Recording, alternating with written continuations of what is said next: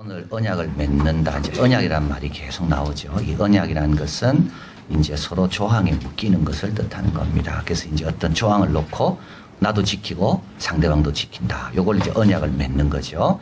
그래서 하나님도 이제 이 말씀을 놓고 이 말씀대로 내가 너희를 책임질 것이고 너희는 형통할 것이고 너희는 이 말씀대로 행해야 되고 그래서 이제 그 말씀에 이제 매이는 겁니다. 하나님도 매이는 겁니다. 그래서 하나님도 우리가 그대로 행하면 어떻게 됩니까? 하나님 축복해야 되는 겁니다. 하나님도 매이는 겁니다. 그래서 이런 거는 우리에게 안정감을 줍니다. 그 예측 가능하게 합니다. 여러분 불안해할 필요가 전혀 없습니다. 내가 하나님 말씀 붙들고 살면 신실하신 하나님께서 그 말씀 약속한 대로 그대로 다 행하시기 때문에 예측이 가능합니다. 전혀 두려워하지 마십시오.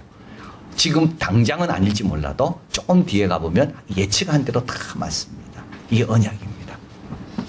그리고 우리 결정에 대한 기준이 됩니다. 우리 마음대로 결정하는 사람들이 아닙니다. 이제 하나님 주신 기준 갖고 이제 결정하는 거죠.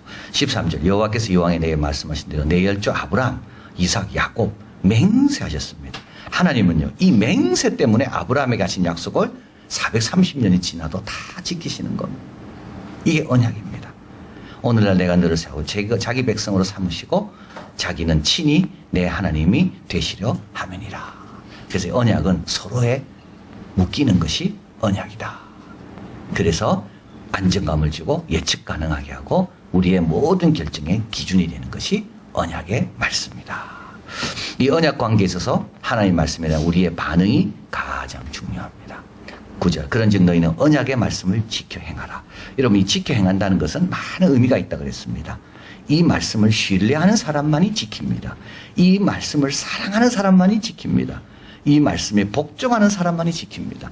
안 지킨다는 것은 굉장히 많은 뜻을 갖고 있습니다. 단지 내가 그 말 안 지킨다는 게 아닙니다. 내 사랑이 없다는 뜻이고요. 내 믿음이 없다는 뜻입니다. 여러분 말씀 안 지키는 걸 우리는 굉장히 그냥 뭐 이거 한번 안 지키고 저거 한번 안 그게 아닙니다. 내가 하나님 말씀을 안 지킵니까? 그건 뭡니까? 나는 그 말씀을 신뢰하지 않는다는 뜻입니다. 여러분 디모데는 어려서부터 성경을 알았다 그랬잖아요. 그 성경을 부모가 엄마가 가르치거든요. 외할머니가. 그 엄마와 외할머니가 뭐가 있었다 그랬습니까? 거짓 없는 믿음이 있었다 그랬습니다. 여러분 말씀을 강조하지 않는 사람은요 바쁜 사람이 아닙니다. 딴 일에 분주해서 안 가르치는 게 아닙니다. 그 말씀에 대한 믿음이 없기 때문에 안 가르치는 겁니다. 여러분 이걸 알아야지 자기를 좀 돌아보고 좀 제대로 사는 겁니다. 딴 거는 막 강조하죠. 그런데요 정작 말씀은 강조하지 않습니다. 그거는요 바빠서가 아닙니다. 내가 그 말씀을 신뢰하는가? 그 말씀이 이 아이의 길이 되고 빛이 되는 것을 나는 확신하는가? 어려서부터 가르치면 이 아이가 늙어서도 떠나지 않는 제일 중요한 말씀을 갖는 이 아이에게 말씀이 있으면 괜찮은 그런 신뢰가 있는가? 그 바로 그 문제입니다. 자, 신뢰와 사랑과 복종입니다. 하나님과 동행하기 위해서 말씀을 따르기 위해서 말씀을 실천하고 이 언약에 대해서 잘 반응하기 위해서 우리는 신뢰해야 되고 사랑해야 되고 복종해야 됩니다. 1절에 보면 호렙산에서 이스라엘 자손과 세우신 언약 외에 여호와께서 모세를 명하사 모압 땅에서 그래서 이제 호렙산에서 세운 언약은 이 10계명입니다. 이거는 이제 40년 전이죠. 시내산 언약. 그리고 지금은 이제 약속의 땅 들어가기 직전에 세우는 언약. 이거는 신명기 언약. 그리고 이제 여호수아서에 보면 여호수아가 언약을 맺습니다. 나와 우리 집은 하나님을 섬길 것이다. 너희는 어떻게 할 거냐? 이걸 여호수아 언약, 세겜 언약입니다. 그리고 하나님은 또 다윗에게 또 언약을 또 맺죠. 내 위에 왕들이 장구할 것이다. 그러나 너는 모세에 기록된 대로 지켜 행해야 된다. 이게 다윗의 언약입니다. 그리고 예수님께서 피로 세우신 새 언약. 내가 올 때까지 이것을 행하여 기념하라. 성찬식 하면서 이것은 내 피로 세우는 새 언약이다. 우리에게 복 주시며 복된 길로 가게 하기 위해 주시는 약속이고 절기는 뭡니까? 언약의 갱신입니다.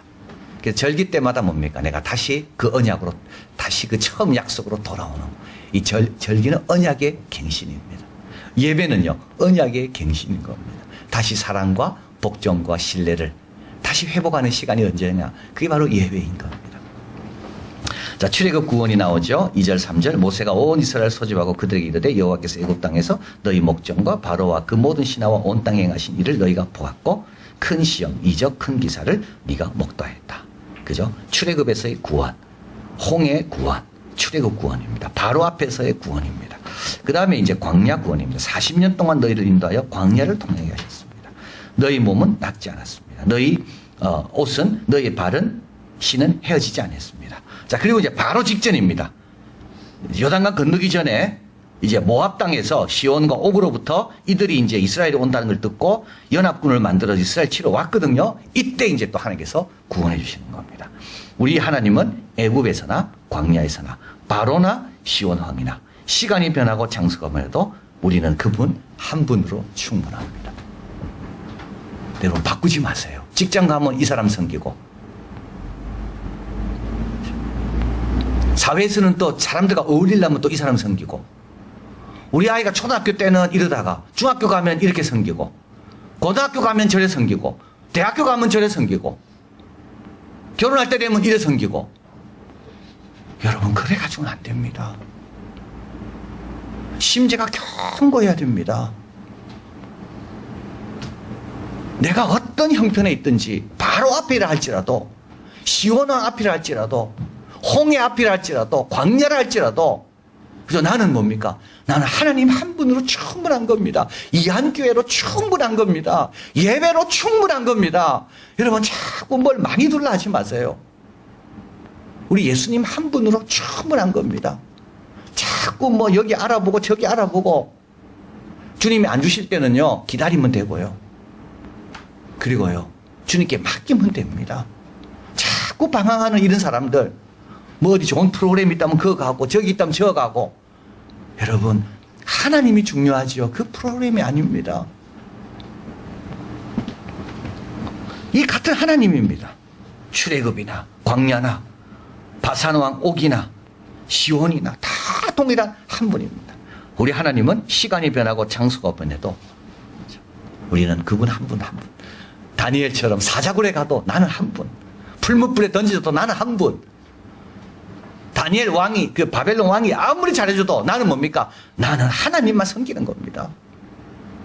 요게 참된 능력입니다. 이 능력을 우리가 구해야 됩니다. 자, 그리고 새 강구가 나옵니다. 이제 4절이죠. 그러나 이런 걸 체험하고도 깨닫는 마음, 보는 눈, 듣는 귀는 오늘날까지 너희에게 주지 아니하셨다. 이 말은 받지 못했다는 말인데 이거는 구하지 않아서입니다. 마음이 다른 곳에 가 있어서 그렇습니다. 하나님이 안 주셨을까요? 하나님 주고 싶었을 거예요. 근데 이들은요 관심이 없어요. 관심이. 그러니까 홍해만 건너고 나면 그냥 된 거지. 왜 하나님께서 이걸 건너게 하셨고, 우리 하나님은 어떤 분인지 좀 묵상하고 그 하나님에 대해서 좀 연구하고 좀 하나님을 찬양하고 충분히 그래야 되는데 관심이 없어요. 관심이. 그래서요 이런 걸 체험하고도 어떻게 됩니까? 그 다음 문제에 또 빠지고 그 다음 문제에 또 빠지고, 내일 뭘 먹을까 뭘 입을까 그것만 생각하니까 깨달을 수가 없는 겁니다. 여러분 깨달을 수가 없습니다. 이런 엄청난 거를 자기 눈앞에서도 보고도 여전히 어려움 앞에 오면 어떻게 됩니까? 하나님 앞에 불평하고 원망합니다. 왜냐하면 정리한 게 없거든요. 정리한 게. 여러분 정리해야 내게 됩니다. 정리하지 않으면 내게 안 됩니다. 주일날 들은 말씀을 정리하고 기록하고 놓고 기도하고 남에게 알리고 이래야 내게 됩니다. 그렇지 않으면 내게 안 됩니다. 내게 안 되면 어떻게 됩니까? 축적된 게 없으면요 똑같습니다. 자, 예수님 당시도 마찬가지입니다. 예수님이 지금 책망하는 거 아닙니까? 바리새인들 향해서 너희를 향하여 피 불어도 넌 춤추지 않습니다. 바로 앞에 지금 있는데도 애국하에도 가슴을 치지 않습니다. 바로 앞에 있는데요 예수님께서. 히브리서입니다. 때가 오래므로 너희가 마땅히 선생이 될 터입니다. 그런데요 하나님의 말씀의 초보가 뭔지 거기에 늘 머물러 있습니다. 젖이나 먹는 거 익숙해 있고 단단한 거 오면 다 귀를 닫고 마음을 닫아버립니다. 그러니까 어떻게 됩니까? 늘 어린아이입니다.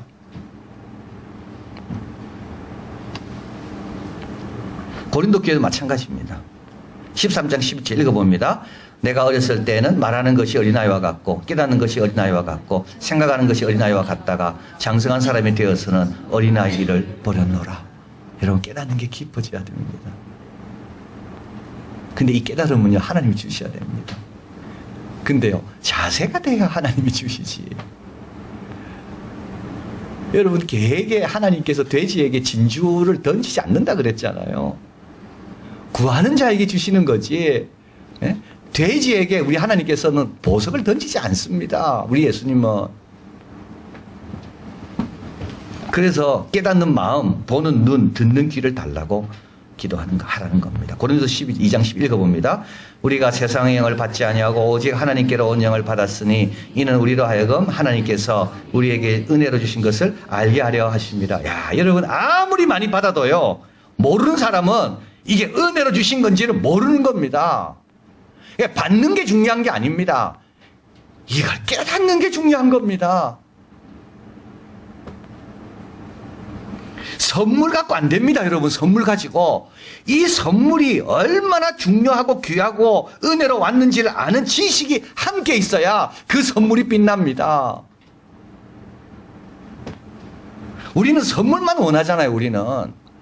그러니까 어떻게 됩니까? 또 다른 문제 가면 또 선물만 원하고 선물만 쫓아다닌다고요. 그 선물을 주신 하나님을 붙들어야 되는데 이게 지금 이스라엘 백성인 겁니다. 그러니까 우리도 여러분 너무 선물에 매이면 안 됩니다. 선물 좀 하나님께 맡기고 이 주신 하나님이 어떤 분인지 그걸 좀 정리하고 묵상하고 기록하고 기도하고. 자, 6절 아주 중요하죠. 너희로 떡도 먹지 못하며 포도주나 독주를 마시지 못하게 했습니다. 광야에서는 포도주 하려면 멈춰야 되잖아요. 포도농사 지어야 되고, 그죠? 포도틀 만들어야 되고. 그러니까 광야에서는 포도주 먹으면 안 됩니다. 그리고요, 떡도 먹으면 안 돼. 떡도 반죽해야 되고, 농사 지어야 되고. 그러면요, 이 순례길을 빨리빨리 하나님도 따라가야 되는데 이 지장이 생기는 겁니다. 그래서 하나님께서 떡도 안 주고 포도주 독주를 금하셨습니다. 그 대신에 뭘 주셨습니까? 만나를 주시고요, 반석에서 나는 물을 주셨습니다. 야, 여러분, 이게 신앙생활입니다. 여러분, 남에게 주는 거 하나님 안 주실 때 있습니다, 우리에게. 그때 하나님은요, 반석에서 나는 물을 주십니다. 만나를 주십니다. 여러분, 이때 불평하면 안 돼요. 이때 답답해하고 이때 원망하면 절대 안 됩니다. 하나님께서 뭘 막으셨습니까? 남에겐 다 있어요. 근데 나에겐 없어요. 남에겐 건강이 다 있어. 근데 나에겐 건강이 없어. 그러면요, 하나님께서 다른 거 주신다고요. 참, 너희 떡도 먹지 못했습니다. 못했습니다. 먹고 싶었다는 말입니다. 포도주, 독주 먹고 싶었을 겁니다. 그러나 광야 기간 동안에는 이들은 못 먹었습니다. 못 먹었습니다. 안 먹은 게 아닙니다. 못 먹었습니다. 하나님 막으셨기 때문에. 근데요, 하나님이 반석에서 물이 터지게 하셨다고요. 여러분, 이게 예수 믿는 자의 삶입니다. 예수 안 믿는 사람은 자기 마음대로 놀러 다니고 자기 마음껏 다 합니다. 예수 믿는 사람들은 교회 와서 봉사해야 되고, 아이 신앙교육 시켜야 되고, 그것 때문에 아이고 갈등도 해야 되고. 이게 예수 믿는 사람 가정입니다. 늘 행복하고 기뻐야 되는데 신앙 때문에 갈등이 일어나요, 집안에서. 근데요, 주님께서 그것만 주지 않습니다. 주님께서 반석에서 나는 물을 주신다고요. 여러분, 꼭 기억하십시오. 다 재미있게 못 살아야 돼요.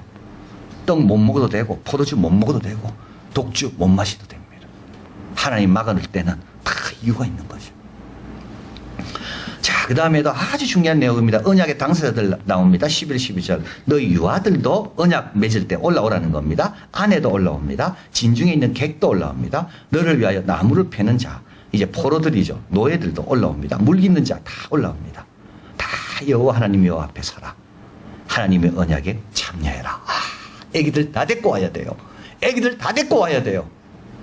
여러분, 예수님 계시는데 애들 데리고 오잖아요. 축복받기 위해서. 그죠? 이 부모라면요, 다 데리고 올 겁니다. 여기 하나님과 언약의 축복의 자리에 자기 아이 다 데리고 올 겁니다. 하나님 앞에 선다는 게 얼마나 영광인지 아는 사람은 자기 아이를 절대 놓고 안 옵니다. 자기 아이를 어떻게든지 데리고 옵니다. 그 자리가 얻은 자리인데, 그 자리가 누구를 만나는 자리인데 내 혼자 옵니까, 부모가? 아버지만 옵니까, 어떻게? 아버지만 와 있다는 말은 뭡니까? 그 역시 마찬가지입니다. 그 사람은 하나님이 누군지를 모르는 사람이에요.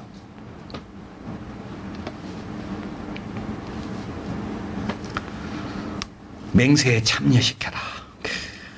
여러분 보십시오. 공동체에 속한 사람 모두가 다 이 맹세와 이 약속에 묶이는 겁니다. 그리고요, 이 축복의 대상이 된다는 말입니다. 어린아이들도.